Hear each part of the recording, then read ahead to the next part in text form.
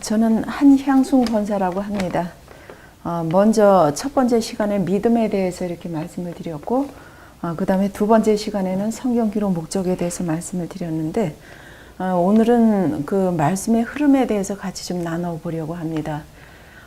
그 유행도 흐름이 있고 물도 흐름이 있듯이 이 말씀도 살아있기 때문에 반드시 흐름이 있는데, 말씀의 흐름은 어떤 것인지 저는 그거를 모르고 계속 그냥 말씀을 보면서도 성경 66권의 핵심이 뭔지도 모르고 그 종교 생활을 오랫동안 이렇게 했던 사람입니다.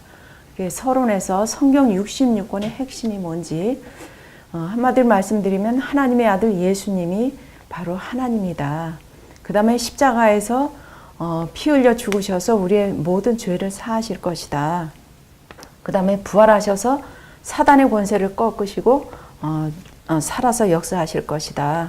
그 다음에 예수의 이름으로 하나님의 나라 성령께서 역사하시고 우리가 살아가는 방법이 있고 삶의 이유와 목적이 있는데 그것이 바로 땅끝까지 증인되는 전도자의 삶이다. 그래서 요게 한마디로 말씀드리면 사도행전 1장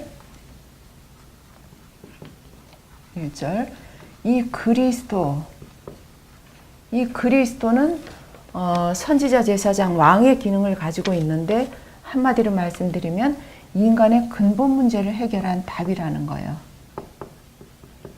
그래서 하나님 떠난 문제, 죄 문제, 사단 문제, 이거는 어떤 것 갖고도 해결을 할 수 없는데 오직 그리스도만이 하나님 만나는 길이 되시고 그 다음에 우리의 죄를 완전히 사하신 선지자 되시고 그 다음에 사단의 권세를 완전히 꺾으신 왕이 되신다는 거. 그래서 그리스도로 말미암아 구원받은 자에게 지금 하나님의 나라 사도행전 1장 1절 반드시 하나님의 나라가 임하게 돼 있고 그 다음에 이 하나님의 나라는 땅끝까지 증인되게 해주시겠다는, 그래서 이 성경 66권의 핵심이 이렇다는 걸 저는 알았습니다.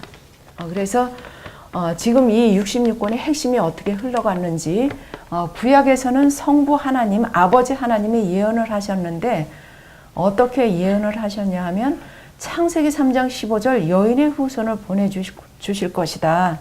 그래서 창세기 3장 15절 이 여인의 후손은 인간의 근본 문제, 하나님 떠난 문제, 죄 문제, 이 사단, 인간의 근본 문제를 완전히 해결하신 답이 이게 바로 창세기 3장 15절이라는 거예요. 그래서 저는 옛날에 성경을 그렇게 많이 읽으면서도 창세기 3장 15절 이 말이 무슨 말인지도 몰랐고 그리스도가 그렇게 중요함에도 불구하고 글씨를 보면서도 그리스도가 무슨 말인지 몰랐고 그 다음에 가르쳐주는 사람도 없고, 근데 정말 제가 이렇게 하나님의 은혜로 이걸 알았다는 게 너무너무 감사하고요. 그 다음에 제가 몰랐던 거는 문제가 뭔지 저는 전혀 몰랐다는 거예요. 그래서 육신적인 문제만 제가 문제로 잡고 있었고 이 영적인 문제, 영적인 존재가 영적인 문제가 있다는 걸 저는 전혀 몰랐었어요. 그래서 이 세 가지 문제를 완전하신 해결하신 그 바로 그리스도. 그 다음에 뭐냐면 하나님의 형상대로 지은 인간이 지금 노예가 돼 있거든요. 어떻게? 바로의 노예가 돼 있어요. 그 다음에 애굽의 노예가 돼 있는데 이걸 다른 말로 말하면 영적으로 말하면 이 사단의 노예가 돼 있는데 여기에서 완전히 피 바르면 해방될 것이다. 그 피를 그 언약으로 해답으로 주셨어요. 그래서 저는 지금 그냥 바로의 노예, 애굽의 노예 이것만 얘기로 알고 있었지 실제로 눈에 보이지 않는 사단의 존재에 대해서는 전혀 알지를 못했었어요. 그 다음에 또 구약에서는 아버지 하나님이 예언하신 게 뭐냐면 포로가 돼 있었어요. 어디에? 바벨론에. 하나님이 택한 백성이 이 바벨론에 포로가 돼 있는데 거기에서 이사야 7장 14절에 보라 처녀가 잉태해서 아들을 낳을 것인데 그 이름을 임마누엘이라 하리라. 그래서 반드시 문제에는 해답이 있다고 하는 거예요. 그래서 구약에는 어떻게 보여주셨냐 하면 그림자로 보여주셨어요. 이 외에도 구약에 이렇게 보시면 뭐 방주, 그 다음에 방주에 역청을 바른다. 역청이라고 하는 거는 오염물질이 들어오지 못하도록 그렇게 역청을 바른다 그러는데 그 역청도 한마디로 말씀드리면 그게 바로 그리스도요. 그 다음에 언약궤, 그 다음에 성막, 그 다음에 붉은 띠, 노뱀을 보면 사는 지금 그림자로 이렇게 보여주셨다는 거예요. 저는 이걸 알았어요. 그 다음에 이제 신약에 와서는 이 말씀이 성자, 아들 하나님이 오셔서 구약에서 예언하신 거를 성취를 하셨는데 이때 당시는 로마의 속국이 되어 있었어요. 그래서 속국이 되어 있었을 때 마태복음 16장 16절에 답을 주셨어요. 주는 그리스도시요 살아계신 하나님의 아들이라고 하는. 그래서 이거를 사복음서에 보시면 하나님의 아들이 오셨는데 그분이 바로 하나님이시다. 그래서 요한복음 1장 1절 말씀이 곧 하나님이시고 1장 14절에 말씀이 육신이 돼서 오셨고 그 다음에 하나님은 보이지 않는데 독생하신 하나님이 나타나셨다. 1장 18절에. 그래서 이 하나님의 아들 예수님은 이분이 바로 하나님이시다. 그래서 이분이 오셨어요. 그래서 오셔서 무슨 일을 하셨냐면 십자가에서 피 흘려 죽으셔서 우리의 모든 죄를 사하셨어요. 그래서 우리가 죄사함 받았다는 건 눈에 보이지 않는데 어떻게 알 수 있냐 하면요. 그 십자가가 근거라는 거예요. 그래서 이 십자가는 우리를 구원하셨다는 구원의 증표. 그래서 저는 옛날에 하나님의 아들 이거 모르고 그냥 십자가만 조금 붙잡고 그냥 제가 뭐를 이렇게 열심히 노력하려고 이렇게 했던 사람인데 실제로 이걸 알고 나니까 너무너무 감사한 거 있죠. 하나님의 아들 보고 싶어서 하나님 보고 싶어서 저는 그 육신으로 이렇게 하나님을 체험하려고 이렇게 많이 애썼던 사람이에요. 그래서 그 방언을 받으려고 애썼는데 방언을 받지를 못했고 그 다음에 몸이 이렇게 뜨거우면 이게 성령 체험인 줄 알고 그 다음에 이 육신적으로 이거를 느끼려고 했었는데 성경에서는 하나님의 아들 예수님이 이분이 바로 하나님이시다고 이렇게 알려주셨어요. 그래서 그 요한복음 14장 7절에서 9절에도 보시면 빌립이 예수님을 따라다니면서 하나님을 보여달라고 이렇게 했을 때 네가 나하고 오래 있으면서도 하나님을 보여달라고 하느냐.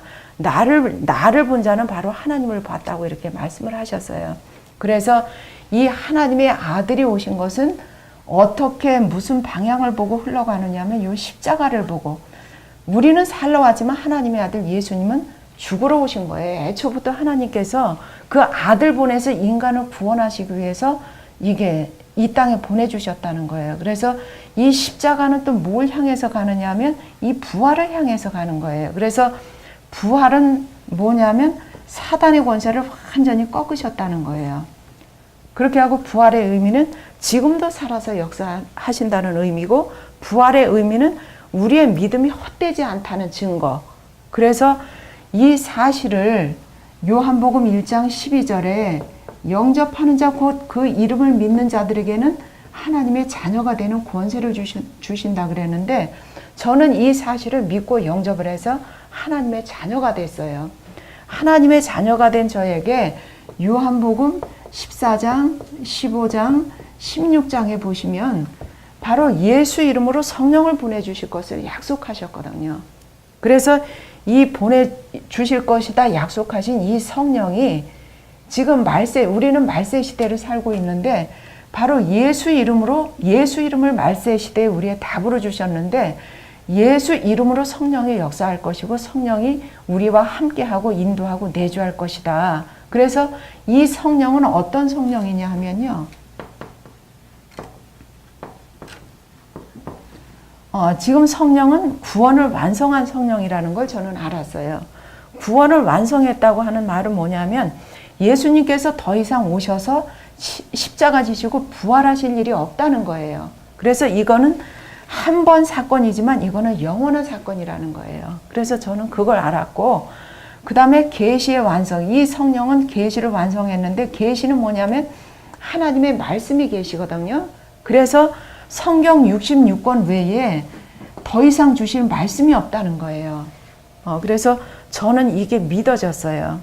그 다음에 또 이 성령은 어떤 성령이냐 하면 응답을 완성하신 성령이에요. 그래서 우리가 받은 응답은 뭐냐면 그리스도로 말미암아 우리가 구원받았어요. 구원받고 우리가 실패하지 말도록 말씀을 주셨어요. 그래서 다 받았어요. 저는 이거를 모를 때는 응답 받으려고 계속 그냥 육신적인 응답 받으려고 이렇게 기도를 했고, 예를 들어서 돈 달라고 기도했는데 돈이 안 생기면 이건 응답이 아니다 이렇게 생각을 했고요. 이렇게 했는데 이 사실 응답이 저는 제가 다 받았다는 걸 이걸 알고 제가 얼마나 기뻤는지 몰라요. 그래서 성경적인 응답은 뭐냐면 구원받은 자에게 반석 같은 교회를 세워주신다고 말씀을 하셨어요. 이 반석은 뭐냐면 흔들리지 않는 거거든요. 그래서 고린도전서 10장 3절에 보시면 그리스도가 반석이라고 얘기를 해요. 그래서 반석 위에 교회를 세운다. 교회는 뭐냐면 바로 구원받은 제가 교회라는 걸 알았어요. 그 다음에 구원받은 자들이 함께 모여서 예배 드리는 곳이 그게 바로 교회고, 그 마지막 교회는 그 천국 교회, 그게 교회라는 걸 저는 알았어요. 그래서 반석 같은 교회에 흔들리지 않는 믿음을 주겠다고 약속하셨고, 이른 자를 음부의 권세가 이기지 못한다. 지금 저는 옛날에 반석이 안 되니까 늘 당하고만 살았거든요. 그래서 저는 믿는다고 하면서도, 교회를 다닌다고 하면서도 이게 사실은 안 믿어졌기 때문에 교회를 많이 이렇게 떠났던 사람이에요. 그래서 반석 같은 교회가 세워지면 음부의 권세, 사단의 권세를 완전히 꺾을 권세를 주셨다는 게 이게 얼마나 큰 응답인지 저는 너무 감사하고요. 그 다음에 천국 열쇠를 제가 받았다는 거. 천국 열쇠는 천국 문을 여는 열쇠인데, 이게 한마디로 말하면 예수 이름이 천국 열쇠라는 걸 저는 알았어요. 그래서 이 천국 열쇠를 우리가 사용해야 되는데, 우리가 어떻게 사용해요? 우리가 예수 이름으로 기도하는 게 하늘 문을 여는 천국 열쇠를 사용한다는 거예요. 그 다음에 예수 이름을 어떻게, 천국 열쇠를 어떻게 사용해요? 우리가 예수 이름을 말하는, 이게 전도할 때 천국 문이 열린다는 거예요. 그래서 하나님께서는 우리를 통해서, 예수 이름 가진 우리를 통해서 기도하게 하셨고, 그래서 우리가 예수 이름으로 기도할 때 하나님이 들으시고 응답하시고, 예수 이름을 증거할 때 이게 생명이 얻어지는, 그래서 천국 열쇠를 사용하면서 이렇게 사는 게 얼마나 큰 응답이고 행복인지 저는 날마다 이것 때문에 감사하고 살아요. 그 다음에 결론에 가서 우리의 위치는 어디에 있어야 되는지, 지금 이 말씀의 흐름, 이거 구약에서 성부 하나님이 예언하신 것도 결국은 요거 창세기 1장 27절 하나님의 형상대로 지은 인간을 다스리고 정복하는 요거 회복하기 위해서 성부 하나님이 예언하시고 말씀하셨고, 그 다음에 신약에서 성자 하나님도 이 땅에 오셔서 성취하신 목적이 뭐냐면 요거 하나님의 형상 그리스도로 회복하고 정복자로 살기 위해서, 그 다음에 말세 이 성령 하나님도 이 하나님의 형상 그리스도 회복하게 만들어서 이 땅 다스리고 정복하는, 그래서 말씀의 모든 흐름은 창세기 1장 27절 28절 회복, 하나님의 형상 그리스도로 하나님의 형상 회복하고 정복으로, 그 전도로 정복한다는 거. 그래서 요걸 회복하는 게 모든 성경 66권의 말씀의 흐름이라고 하는 거를 저는 알았어요. 그래서 결론에 가서 우리의 위치는 어디에 있어야 되느냐면요, 사도행전에 가서 있어야 된다는 거예요. 사도행전은 뭐냐면 초대교회가 어떻게 성령 인도를 받았는지 세밀하게 기록해 놓은 책이 그게 바로 사도행전인데, 우리는 성령 인도 눈에 보이지 않잖아요. 성령 인도라고 하는 것은 뭐냐면 말씀 따라가는 게 그게 성령 인도고, 신앙생활이 그게 바로 성령 인도인데, 어떻게 초대교회가 성령 인도 받았는지 사도행전 1장 1절 그리스도로, 이게 그리스도 모든 근본 문제 해결한 답, 요걸 잡았다는 거예요. 그래서 이 그리스도 사도행전 1장 1절은 요게 바로 6월절의 축복이라는 거예요. 저는 새 절기가 그 구약에서 그냥 끝난 줄 알았거든요. 근데 제가 이걸 알고 감사한 게, 제가 지금 그리스도로 구원받은 거, 선지자, 제사장, 왕, 하나님 만나는 길, 죄 문제 해결, 사단 꺾으신, 이거를 제가 감사하면서 기도하는 게 이게 바로 6월절을 잘 지키는 거라는 걸 저는 알았어요. 그 다음에 또 그리스도는 하나님의 나라가 임하는 답인데, 지금 성령께서 나와 함께 하시고 나를 세밀하게 인도하신다는 이 오순절, 이게 감사하는 게 제가 오순절을 잘 지킨다는 걸 저는 알았어요. 이게 뭐냐면 이스라엘 백성을 광야에서 세밀하게 인도하신 것처럼 그 밤에는 추우니까 불기둥으로 인도하셨고 그 다음에 낮에는 뜨거우니까 구름기둥으로 인도하신 세밀하게 인도하신 이 성령 인도가 이게 바로 오순절이라고 하는 거. 그래서 제가 이 오순절 응답 속에 있다는 거 이게 너무너무 감사한 일이고요. 그 다음에 사도행전 1장 8절 오직 성령이 너에게 임하시면 너희가 권능을 받고 예루살렘과 유대와 사마리아와 땅끝까지 이르러 내 증인이 되리라 하시니라. 이게 바로 증인의 삶, 전도자의 삶은 제가 수장절을 잘 지켰다는 걸 알았어요. 우리가 지키는 추수감사절. 그래서 벼가 이렇게 그 논에서 이렇게 익으면 바로 추수를 해야지 그게 오래 두면 떨어져서 다 못 쓰게 되는 것처럼 인간도 살아있을 때만 구원의 기회가 있기 때문에 실제로 전도같이 시급한 게 없다는 걸 저는 알았어요. 그래서 제가 전도하는 삶을 산다고 하는 것은 바로 구원받을 영혼을 하늘나라 갈 때까지 하늘나라 창고에 모으는 것처럼 곡식을 모아서 이렇게 창고에 드리는 것처럼 제가 전도하는 것은 구원받은 그 영혼들을 모아서 천국으로 인도한다는 거. 이게 제가 수장절을 지키고 있다는 걸 저는 알고 너무너무 감사한 거예요. 그래서 새 절기는 지금도 우리를 통해서 계속 지켜지고 있다는 거. 그 다음에 사도행전 2장의 응답.